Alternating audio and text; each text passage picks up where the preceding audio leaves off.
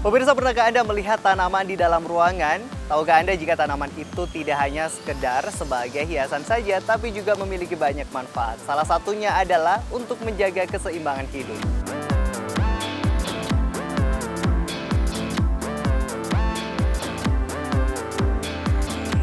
Ya, jadi sebenarnya Happiness Festival sendiri kita bertujuan untuk ada dua kurang lebih ya. Pertama itu kita mengajak masyarakat untuk tahu apa itu tujuan pembangunan berkelanjutan dan gaya hidup yang lebih berkelanjutan ataupun sustainable, yang ramah lingkungan, kemudian peduli juga dengan sesama gitu. Kemudian yang kedua, kita ingin mengajak masyarakat untuk lebih paham bahwa konsep happiness ataupun kebahagiaan itu nggak hanya hal-hal yang bersifat materialistik, tapi juga hal-hal yang ibaratnya punya hubungan yang baik dengan lingkungan kita, dengan sekitar kita, dengan hutan, dengan laut dan lain segala macam. Dan kemudian kita punya hubungan yang baik dengan diri kita sendiri, itu bisa menjadi sumber kebahagiaan kita gitu.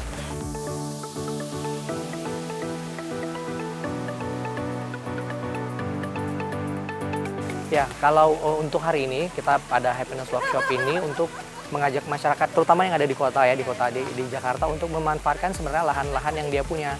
Meskipun lahannya kecil, tapi bisa dimanfaatkan dengan baik gitu. Jadi setidaknya di rumah ketika pulang dari kerja, ataupun terutama bagi ibu rumah tangga yang pekerjaannya mungkin tidak bekerja dari pagi sampai malam, tapi dia juga punya kegiatan lain yang bisa mungkin menghilangkan stres gitu. Dan selain itu juga memberikan edukasi kepada anak-anak.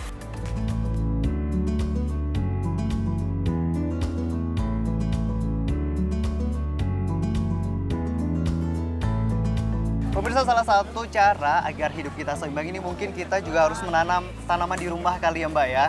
Nah, ini di depan kita sudah ada media tanam dan juga tanaman. Ini boleh dijelasin ada apa aja nih? Ini semua limbah yang digunakan, yang dapat bermanfaat dan bisa digunakan. Salah satunya adalah kokopit dari serabut kelapa, sama satu pakis batang, dan sekam. Paling bagus untuk menampung air, tapi ada beberapa tanaman yang mungkin mereka tidak terlalu suka air, seperti kaktus atau lidah mertua. Nah, ini kalau bisa dikurangin aja penggunaannya. Jadi menggunakan hanya si sekam dan batu malang kalau misalnya kaktus.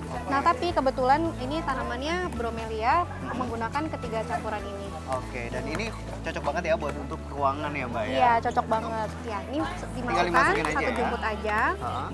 Nah, sedikit lagi. Sedikit lagi. Ya, dikasih bolong tengah untuk supaya tanamannya bisa ini. Nah, masukin Mas. Oke, tinggal dimasukin. Iya. Terus tinggal dimasukin Iya. aja ya. Nah, kenapa tanaman itu harus bisa menampung air sama oksigen? Adalah ketika kamu naruh tanahnya sendiri, jangan ditekan kalau bisa. Tekannya biasa aja yang seperti tap-tap aja, tap-tap aja.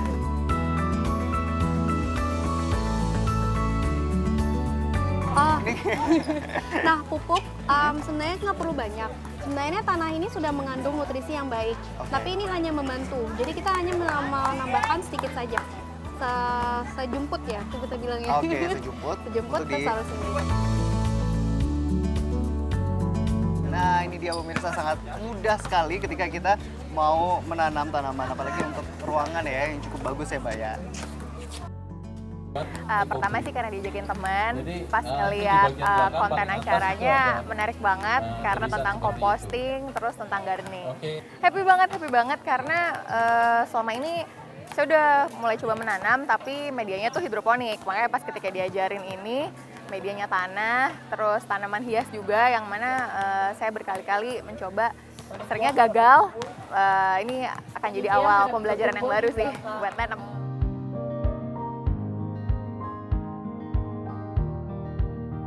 Soalnya mumpung weekend kan, karena seminggu udah stres di kantor, ada kegiatan yang asik-asik kayak gini ya, kenapa enggak? Dan ini isu yang lumayan udah seksi banget kan sekarang ini, gimana caranya kita ngurangin sampah, gimana caranya kita ngolah sampah, kayak gitu. Terus ya ini, dapat ini yang kelihatan, dapat tanaman yang bisa ditaruh di kamar biar lebih happy lagi.